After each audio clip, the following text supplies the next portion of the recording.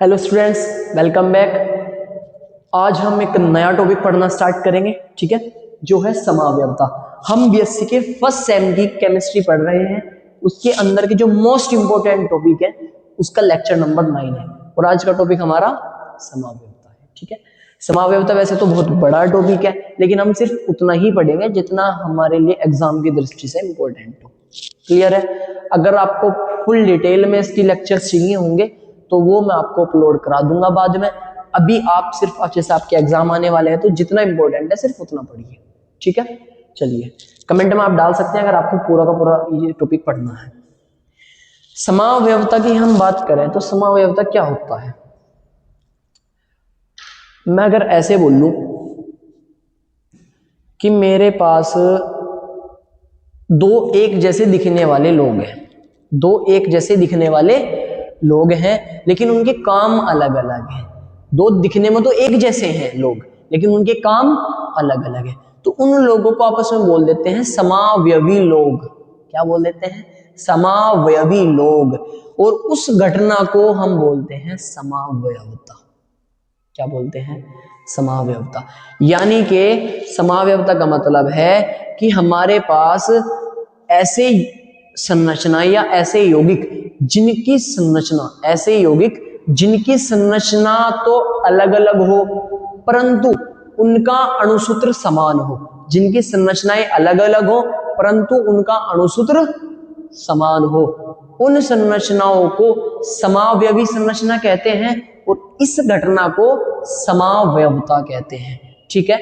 समावयवी संरचनाओं के भौतिक और रासायनिक गुण अलग अलग हो सकते हैं या होते हैं, ठीक है।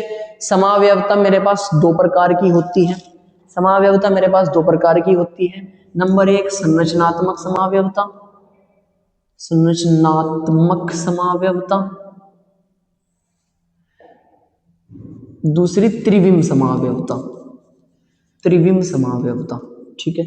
आज हम संरचनात्मक समावयवता को शुरू करेंगे। आज हम संरचनात्मक समावयवता को शुरू करेंगे। चलिए, पहला टॉपिक हम पढ़ना स्टार्ट करेंगे जो कि है संरचनात्मक समावयवता। परिभाषा मैं आपको बता ही चुका हूं। बात करें अगर संरचनात्मक समावयवता की तो ये 6 प्रकार की होती है भाई। कितने प्रकार की होती है? 6 प्रकार की होती है। सबसे पहले मेरे पास होती है श्रृंखला समावयवता। श्रृंखला समावयवता, ठीक है। दूसरी होती है मेरे पास स्थान समावयवता। स्थान समावयवता, ठीक है। तीसरे की अगर मैं बात करूं, समावयवता। समावयवता, क्लियर है? तीसरे की अगर मैं बात करूं तो क्रियात्मक समावयवता। क्रियात्मक समावयवता, ठीक है। क्रियात्मक समावयवता। अगर मैं चौथे की बात करता हूं तो मध्यवयवता। मध्यवयवता। पांचवे की बात करूं तो चलावयवता। चलावयवता। और लास्ट वाले की अगर मैं बात करता हूं उसे बोलते हैं हम वलय श्रृंखला समावयवता। वलय श्रृंखला समावयवता। बड़ा ही इंटरेस्टिंग टॉपिक है, स्टार्ट करने वाले हैं हम। इसे बोलते हैं चैन आइसोमेरिज्म। चैन आइसोमेरिज्म। इसे बोलते हैं पोजीशन आइसोमेरिज्म, इंग्लिश में पोजीशन आइसोमेरिज्म। इसे बोलते हैं फंक्शनल आइसोमेरिज्म। Functional isomerism. इसे बोलते हैं मेटामेरिज्म। मेटामेरिज्म। इसे बोलते हैं टोटोमेरिज्म। टोटोमेरिज्म, ठीक है। और जो ये है वलय श्रृंखला समावयवता, इसे हम बोलते हैं रिंग चैन आइसोमेरिज्म। रिंग चैन आइसोमेरिज्म, ये इंग्लिश में बोलते हैं, ठीक है। सबसे पहला हम पढ़ना स्टार्ट करेंगे श्रृंखला समावयवता। चलिए शुरू करते हैं एग्जाम्पल के साथ, थ्योरी के साथ। चलिए शुरू करते हैं। सबसे पहले है श्रृंखला समावयवता, ठीक है। श्रृंखला समावयवता भाई इतना तो पता ही है, संरचनात्मक समावयवता का एक प्रकार है। संरचनात्मक समावयवता मतलब संरचना में डिफरेंट है। तो इसमें हम क्या लिखेंगे? इस प्रकार की समावयवता में यौगिकों की मुख्य श्रृंखला में, यौगिकों की मुख्य श्रृंखला में सदस्यों में भिन्नता होती है, सदस्यों में भिन्नता होती है। जो मुख्य श्रृंखला है उसके अंदर नंबर ऑफ जो मेंबर्स होंगे, सदस्य होंगे, उनमें डिफरेंस होता है। कैसे? एग्जांपल से समझो। चलो एग्जांपल देखते हैं कैसे। मेरे पास पहली संरचना है ये, दूसरी संरचना है ये, इस संरचना का अणुसूत्र C4H10, इस संरचना का अणुसूत्र C4H10। अणुसूत्र दोनों का समान, अणुसूत्र दोनों का समान, लेकिन संरचना सूत्र अलग अलग है, संरचना सूत्र अलग अलग है। चूंकि हम श्रृंखला समावयवता पढ़ रहे तो मतलब मुख्य श्रृंखला में कुछ परिवर्तन होगा। इसकी जो मुख्य श्रृंखला होगी वो ये है, जिसमें 3 कार्बन बनेंगे। मुख्य श्रृंखला एक ऐसी श्रृंखला होती है जिसमें मेरे पास सबसे ज्यादा नंबर ऑफ कार्बन आ जाए, इसमें सबसे ज्यादा कार्बन आ जाए, उस श्रृंखला को हम मुख्य श्रृंखला बोलते हैं। तो आपने ऐसे सोच रहे होंगे सर आपने ऐसे क्यों नहीं लिया, हम बॉन्ड वाइज चलते हैं भाई। पहले ये वाला बॉन्ड आ गया, फिर इस तक यहाँ जाएंगे, फिर ये वाला बॉन्ड आएगा यहाँ पे जाएंगे। ऐसे नहीं कि हमने दोनों को नहीं लिया, बॉन्ड हम क्रॉस नहीं कर सकते। सर अच्छा आपने ऐसे क्यों नहीं करा कि नीचे लेके ऐसे चले जाओ, ऐसे भी नहीं कर सकते। आप जिस रास्ते से वापस आ गए हो उस रास्ते से वापस नहीं जा सकते। मतलब अगर आप इधर से चल रहे 1 2 3 तो इससे आप वापस यहाँ पे नहीं जा सकते आप, ठीक है। इस बॉन्ड के अकॉर्डिंग चलना है, वो याद रखियो।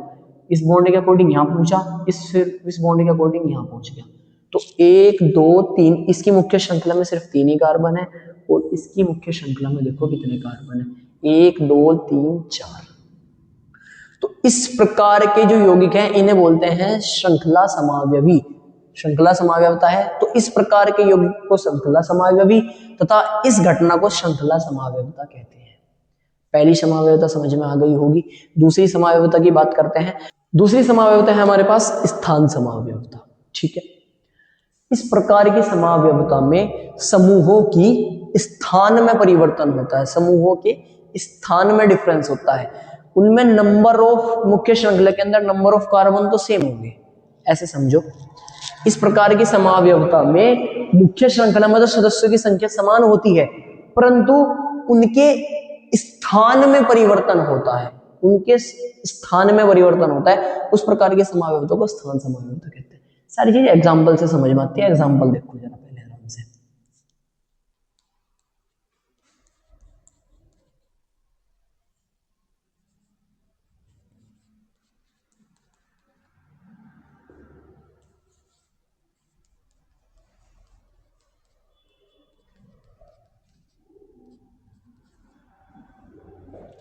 देखिए पहला यौगिक आपके सामने है, इसका अणुसूत्र अगर मैं लिखूं, पहला सॉरी एग्जांपल आपके सामने है, इसका अगर मैं अणुसूत्र लिखूं आपके सामने तो 1 2 3, 3 कार्बन है, 3 कार्बन है, 3 3 6 और 1 7, 7 हाइड्रोजन और 1 Cl है। Cl हमारे पास प्रीफिक्स होता है, अगर आपने IUPAC नाम पढ़ा हो। इसकी मुख्य श्रृंखला बनेगी ये, इसकी मुख्य श्रृंखला बनेगी ये, ठीक है। ये प्रीफिक्स होता है, प्रीफिक्स मुख्य श्रृंखला के अंदर नहीं जाता। सेम इसकी मुख्य श्रृंखला बनेगी ये, Cl प्रीफिक्स है, Cl प्रीफिक्स, ये तो वैसे भी नहीं जा सकता है, ये नहीं जाएगा क्योंकि भाई साहब मुख्य श्रृंखला वो प्रीफिक्स है और प्रीफिक्स मुख्य श्रृंखला के अंदर नहीं जाया करता। इसका भी अणुसूत्र अगर लिखता हूं तो 3 कार्बन है, 2 2 4 और 3 7, 7 हाइड्रोजन है, 1 Cl है, 1 Cl है, ठीक है। अणुसूत्र समान है, अणुसूत्र समान है। मुख्य श्रृंखला में सदस्यों की संख्या भी समान है, 1 2 3 1 2 3 3 3 कार्बन है, बढ़िया। स्थान में परिवर्तन है भाई, ध्यान से देखियो, 1 2, इधर से तो दूसरे नंबर पे Cl पड़ रहा, पहले वाले में दूसरे नंबर पे Cl पड़ रहा है, इनके बीच में Cl है, और इधर में पहले नंबर पे Cl है। नंबरिंग हम उधर से करते हैं जिधर से ग्रुप पास हो, ठीक है। IUPAC के आधार पर होता है भाई, IUPAC तो आती ही होगी सभी से। Cl की हम बात कर रहे हैं इधर, तो Cl कौन से ग्रुप पर पड़ रहा है, पहले नंबर पे, और इधर Cl दूसरे नंबर पे। तो Cl के स्थान में परिवर्तन है ना, Cl के स्थान में परिवर्तन है, इसी प्रकार की समावयवता को स्थान समावयवता कहते हैं, ठीक है। इससे आगे हम नेक्स्ट लेक्चर में देखते हैं, मिलते हैं नेक्स्ट वीडियो में। अगर आपको मजा आया हो तो प्लीज अपने दोस्तों के साथ भी वीडियो शेयर करिए। आपके एग्जाम आने वाले हैं, अच्छे से प्रिपरेशन करते रहिए। मिलते हैं नेक्स्ट लेक्चर में, ओके बाय।